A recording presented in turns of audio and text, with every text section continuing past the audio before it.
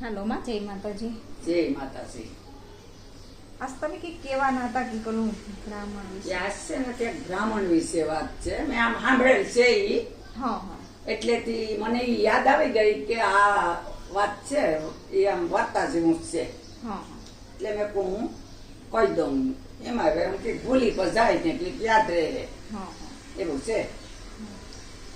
એક નગરી હતી ને એ નગરીમાં બ્રાહ્મણ રહેતો હતો. હા.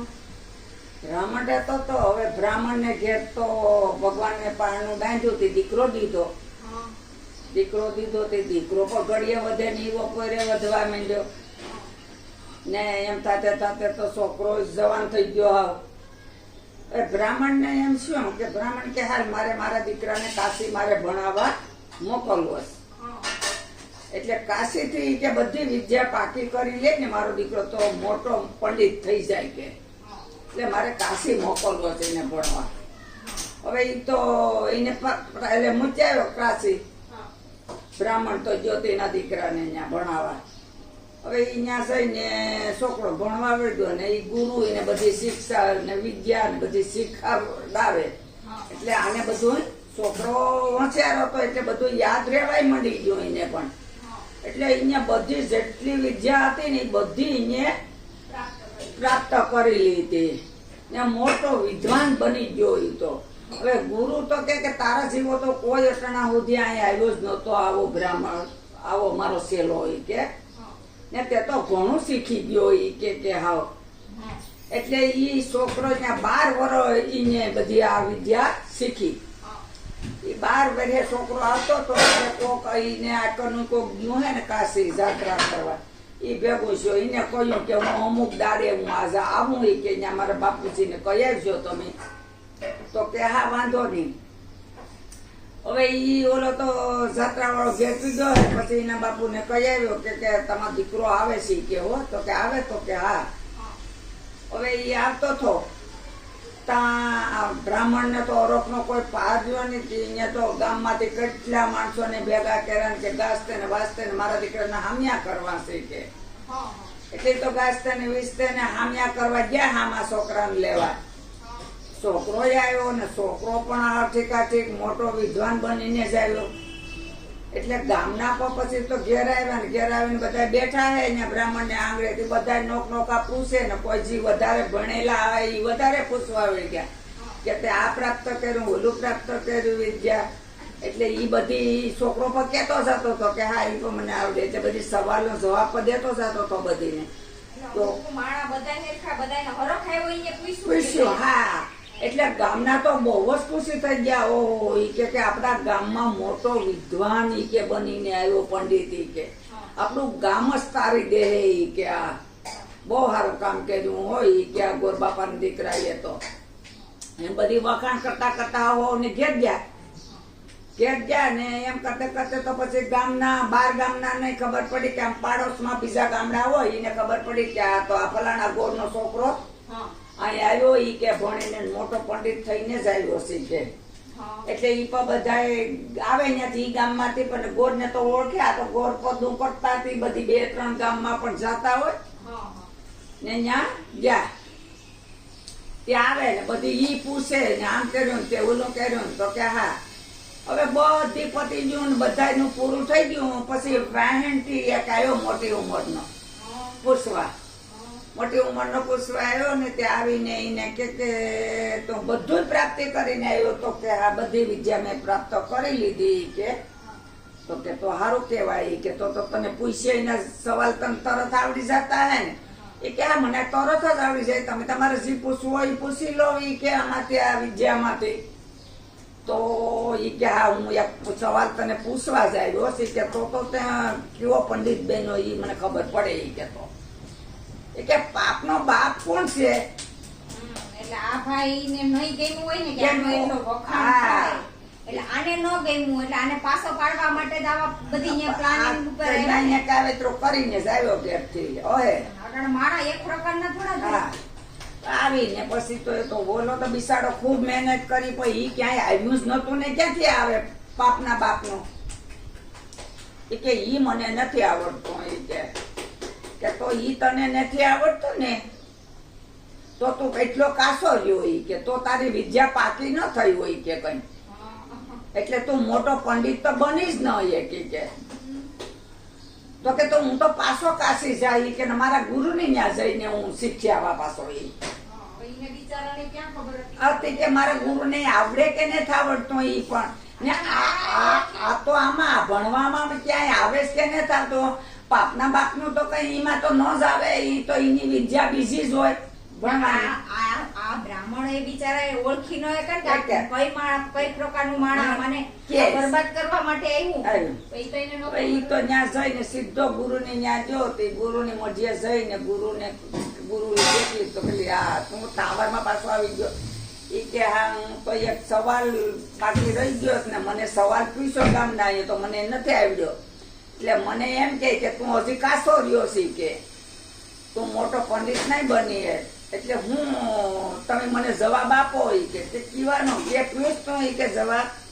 પછી અહીંયા પૂછ્યો તો કે તમારી પાસે છે જ ને જવાબ દે કે ગુરુદેવ. તો કે હા હા તું તારે પૂછી લે. એ કે તો પાપનો બાપ કોણ છે? હવે ગુરુ વિચારમાં પડી ગયા પાપનો બાપ નો તો પછી ગુરુને ખબર હતી આ તો કોઈ છે જ નહીં આવો. હા પછી અહીંયા કહ્યું કે ભાઈ મને મારા ગુરુએ પણ મને આ શીખવાડ્યું નતું. તો કે તો મને એક ગામમાંથી એક મોટી ઉંમરના બાપા આવ્યા ને અહીંયા મને કહ્યું ને મને પૂછવા આવ્યા કે તો તને આ બધી આવડે તો આ આવડવું જ જોઈએ ઈ કે એટલે હું આવ્યો. તો કે ભાઈ મને નથી આવડતું ગુરુ કે. તો કે તો શું કઈ વાંધો નહીં, હું હવે આ કાશીમાંથી ગમે ત્યાંથી પણ હું શીખીને જ ઘેર જાય ત્યાં વિના હું ઘેર નહીં જાઉં કે.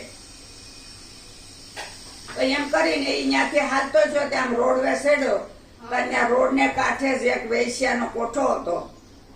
એટલે અહીંયા આમ જોયો ને તો એને એવું લાગ્યું કે આ કોઠો છે એટલે અહીંયા મોઢું ફેરવી ગયો ત્યાંથી ને હાલ્યા રાખ્યો. ત્યાં ઈ વેશ્યાને દેખી ગઈ કે ઓ એક રૂપવાન માણસ જાય છે કે યુવાન છે ઈ કે બહુ જ કે દાસીને કે જોડીને ઈ કે બોલાઈ આવ્યા ઈ કે. દાસી તો જોડી ગઈ. પછી કે તમને મારી મેડમ બોલાવે ઈ કે હું ત્યાં ન આવું ઈ કે હું બ્રાહ્મણ છે ને હું ત્યાં મારાથી ત્યાં ન આવી શકાય ઈ કે. તો કે નહીં કે તો મારે હું જાઉં મારી મેડમ ને મોકલો કે હા એ આવ્યો કે પણ હું ત્યાં ન આવું ઈ કે. પછી મેડમ ને બોલા ઓલી ગઈ દાસી થી કહ્યું કે ઈ અહીં નથી આવતા તો તમારે જવું હોય તો ત્યાં પૈસા હોય કે. પછી ગઈ એ કે હાલો હાલો ઘેર હાલો ઈ કે અહીં ઈ કે અંદર જમવાનો ટાઈમ છે જમીન બમીન. તો કે હું જમતોય નથી કે હું તમારા ઘરનું પાણી પણ પીતો નથી, હું બ્રાહ્મણ છે એટલે કે.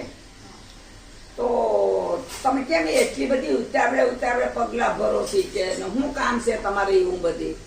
એ કે હું એક સવાલ પૂછવા નીકળ્યો કે જો મને સવાલ મળી જાય, સવાલનો જવાબ મળી જાય તો પછી મારે ઘેર જવાનું છે, ત્યાં સુધી મારે ઘેર જવાનું નથી કે શું છે એ કે તમારો સવાલનો જવાબ કહો એ કે મારો સવાલ એમ છે કે પાપનો બાપ કોણ છે એ કે. એટલે ઈ મને નથી આવડતો એટલે ઈ જ હું શીખવા નીકળ્યો. એ કે ઓ ઈ મને આવડે. ઓલી વૈશ્યા કે એમાં હું મોટી વાત કે મને આવે પણ તમારે અહીં રોકાવું પડે ઈ કે. તો કે હું અહીં તો ન જ રોકાઉં તમારી ત્યાં તો ઈ કે. તો કે તમને બધી વ્યવસ્થા કરી દઈએ, બહાર ઈ કે મઢી આમ ઝૂંપડી બનાવી દઈએ, તમારું જમવાનું બમવાનું બધી ત્યાં આપી દઈએ એટલે તમારે તમારી રીતે હાથે બનાવીને ખાવાનું પીવાનું ને તમે તમારે ત્યાં રહો ને હું તમને આ જવાબ આપી દઈ કે મારી પાસે છે જ કે સવાલનો જવાબ. આ તો બિચારા નિર્દોષ જ હતો તે તો બિચારો ઝૂંપડી બાંધીને કે શું તો આ મને આ કહી દે હે એટલે હું પછી વયો જાય. આ તો એનો જવાબ હાટું જ બિચારા હા હવે ત્યાં રહ્યા. પછી ત્યાં ગયો ને રે ને રાંધે ને ખાય ને પછી એક દી બોલી આવી ત્યાં એ કે તમે હાથે બનાવીને ખાવ ને એ મને ગમતું ને વેશ્યા કે હું તમને મારે ઘેરથી જમવાનું મોકલાવી દઉં ઈ કે તે તમે જમી લો ઈ કે. તો કે હું તમારા ઘરનું જમતો નથી. ઈ કે તમે મારા ઘરનું જમો ને તો તમને ઈ કે હું એક રાણી સિક્કેલો સોનાનો સિક્કો આપા એક. હા એક સિક્કો આપા ઈ કે. જો જમો તો અમારા ઘરનું તો હું પછી આ એની ઘેરથી રસોઈ કરી. આવીને ઘેરથી પછી વેસા રસોઈ બનાવી લઈને આવી. હા આવીને પછી એને જમ્યા ને એક સિકોઈને દીધો. એને જમી લીધા એને હાથે. હવે ઈ ગઈ વાત પછી થોડુંક થયું ને પાછું બીજે દાડે આવી એ કે તમે તમારે હાથે જમો ને ઈ મને ને જ કઈ ગમતું. મારે હાથેથી હું તમને જમાડું તો તમને હું 2 સિક્કા આપું. તો કે આ વાંધો નહીં જમાડી દો. પછી અહીંયા 2 સિક્કા દીધા ને અહીંયા વેસાએ જમાડ્યા એ બ્રાહ્મણને. આ લાલચ જાગવા માંડી.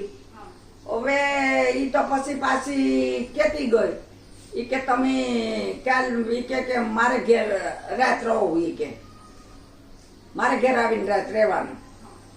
તો ઓલો કે હું તમારે ઘેર ન રાત રહી શકું. ઈ કે હું બ્રાહ્મણ છે ને મારે હું તમારે ઘેર ન રહી શકું. ઈ કે તો કે નહીં તમે જો મારે ઘેર રાત રોકાવ ને ઈ કે તો તમને હું 100 સિક્કા આપું સોનાના.